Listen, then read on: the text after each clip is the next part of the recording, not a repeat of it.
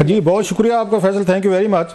आपको ये एस्टेब्लिशमेंट के करीब समझा जाता है, जो पाकिस्तान के टॉप के बड़े लोग हैं उनके साथ आपका साफ ज़ाहिर है मिलना जुलना भी है, और आपने इस बात को हमेशा ये ओन भी किया है।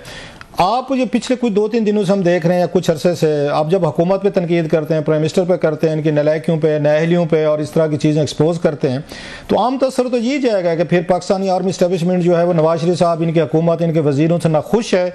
लिहाजा जो बातें आप कह रहे हैं तो वो हुकूमत भी यही समझेगी कि अगेन एस्टेब्लिशमेंट की तरफ से आ रही है। ऑलरेडी हुकूमत अंडर प्रेशर है PTI की तरफ से, ऊपर से आप जब हीट उनको देते हैं ज़रा थोड़ा सा वो मज़ीद मसाइल में आते हैं। तो आपको लगता नहीं है कि आप एक तरह की मैसेजिंग कर रहे हैं अगेन इसको हुकूमत को फ्रॉम एस्टेब्लिशमेंट? देखिए रऊफ साहब, सबसे पहले तो ये कि मैं अपने रिश्ते, दोस्ती और दुश्मनी में खुल कर निभाता हूँ जी। अपना सर भी दे देता हूँ, दूसरे का सर भी ले लेता हूँ, ये आपको भी पता है सर।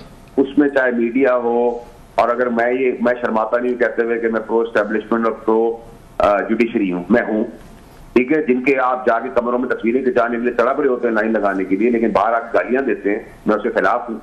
जिनके आप पैर पड़ते हैं, कॉम्प्रोमाइज होते हैं, उनको बाहर असेंबलियों में जाके नारे लगा रहे होते हैं बदमाशी के और गुंडागर्दी के और मौला झटके, मैं उसके खिलाफ हूँ।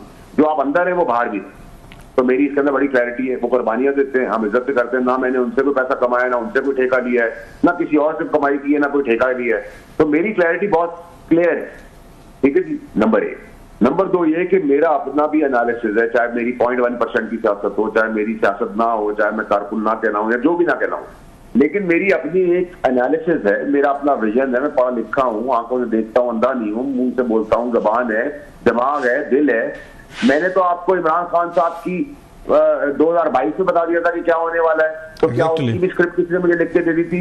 जब फैज अमीद के खिलाफ मैं खड़ा हुआ, जब वर्दी में DPISI थे, तो मैं फौज का तर्जुमान क्यों नहीं था, मैं पुलिस का करीब था। और अगर मैं आज नून लीग की बात कर रहा हूं, तो अगर नून लीग अपनी हमाकत में मार्केट नहीं कर सकती, अपने पैरों पर खड़ी नहीं हो सकती, सस्ती चीजों को मार्केट नहीं कर पा सकती, पीरनी या बुशरा बीबी के नैरेटिव को बारीकी से आग लगा के रियासत और पठानों को आमने सामने खड़ा करने की कोशिश करती है, फौज को PTI के सामने खड़ा करने की कोशिश करती है, तासुर देती है, जबकि वो खुद उसके आमने सामने खड़ी है, तो फिर आपको मैं क्या कहूंगा? मैं उनसे कहूंगा ये बहुत लाइक है। क्यों सर? मेरी तो कोई फाइल मुझे लेके जमीन नहीं लौट कर आनी, मुझे कोई ठेका नहीं लेना, मैं किसी का बापा नहीं खाता, मुझे वजारत नहीं बननी, मुझे उनकी पार्टी का हिस्सा नहीं बनना, मैं इंडिपेंडेंट हूँ। आप ये काम करेंगे, सपोर्ट करूंगा, नहीं ठीक काम करेंगे अपने उतार दूंगा सर। मेरा तो बहुत सीधा हिसाब किताब। अच्छा, नहीं, आपकी बातों से लग रहा है कि ये हुकूमत तो नालायक है, इनका जानबूझकर ये चाहते हैं PTI और फौज जो एक दूसरे से अंगेज रहें, लड़ते रहें और ये महफूज रहें। आपकी बातों से तो ये तस्वर लग रहा है कि उन दोनों को लड़ा के खुश है। आपको मैं तासुर नहीं, हकीकत है। राइट, ये बिल्कुल ठीक बात कर रहे हैं आप। इनको तब तक सूट करता है जब तक ये तासुर पैदा करते रहेंगे, दोनों आमने-सामने लड़ रहे हैं, तभी तक इनकी पॉलिटिक्स चलेगी। वरना आपको लगता है कि एक्सपायर्ड जनाजे जो हम पॉलिटिकल पार्टियों में लेके चल रहे हैं सारा साल, इन्होंने कोई पाकिस्तान को दिया है? आज महंगाई कम हो गई है, डॉलर नीचे आ गया है, पेट्रोल नीचे है, स्मगलिंग कटेल है, इंटरेस्ट रेट नीचे आ गया, इन्वेस्टमेंट आ रही है, करंट अकाउंट डेफिसिट बढ़ रहा है, स्टॉक एक्सचेंज बढ़ रही है, ये दहशतगर्दी खत्म हो रही है, बॉर्डर पे जाने दे रहे, वो सब मेरा बाप कर रहा है, या ये जमहूरी हुकूमतें कर रही है, या इससे पहले वालों ने किया था, या इनकी शक्लों पे पैसा आ रहा है, इनकी गारंटी है, या इनसे पहले वालों की है, SIF की है, फौज है। आप आर्मी चीफ को चेहरा बेच रहे हैं, आप उस इदारे को चेहरा बेच रहे हैं, जब भी मुल्क पाकिस्तान में पैसा आ रहा है, वरना कौन लगाने को तैयार है? मैं खुद पे बाहर का पैसा बेच के ला रहा हूँ, मुल्क के अंदर किसके जेब पे ला रहा है? तो इसी के मुंह पे ला रहा हूँ।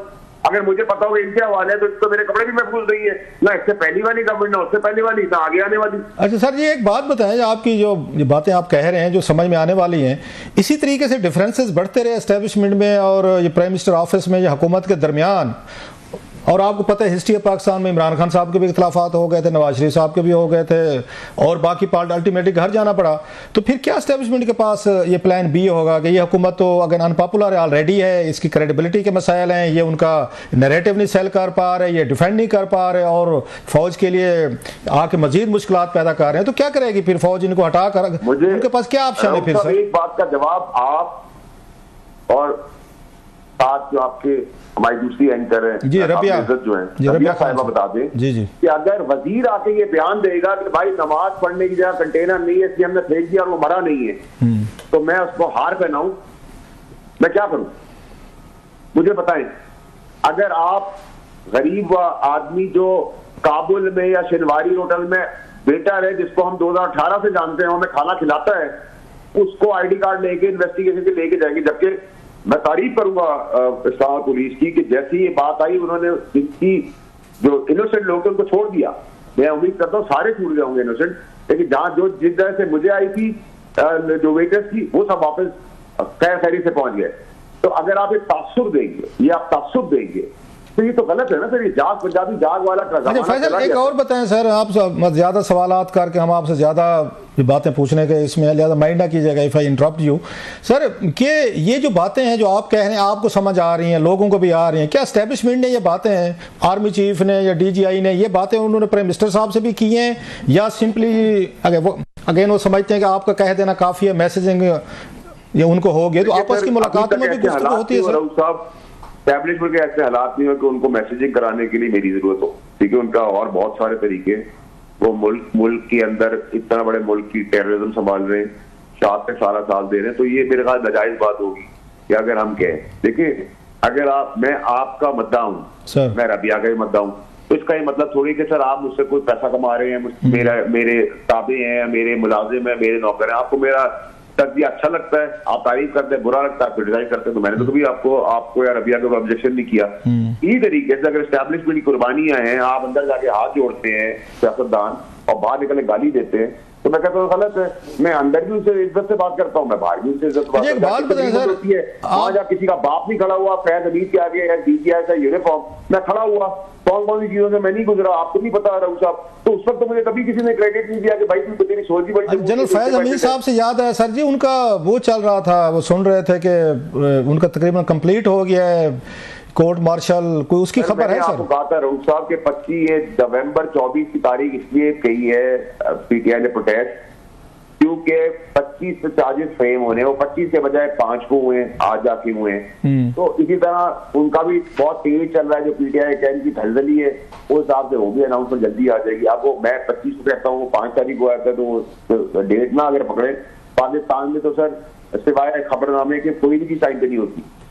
तो उस हिसाब से अगर आप चलें तो वो चीजें बिल्कुल। तो खान साहब पे कोई मिलिट्री ट्रायल आप खान साहब पे मिलिट्री ट्रायल होते देख रहे हैं इन कनेक्शन विद ये जनरल फैज साहब के? क्योंकि बहुत सारी बातें होती रहती हैं, वहाँ UK ने भी कहा जनाब कि शायद मिलिट्री ट्रायल ना होगा। आपकी क्या रीडिंग है? आज उन्होंने 9 मई पे तो उन्होंने वो लगा दिया, पहले कहते 9 मई भी नहीं करें, उन पर नहीं लगाएंगे, आज वो भी लगा दिए। तो मिलिट्री ट्रायल की क्या आपके पास खबरें हैं सर? कभी भी मैं आपको कभी ये नहीं कहूंगा कि ये पॉसिबिलिटी तो इसकी है।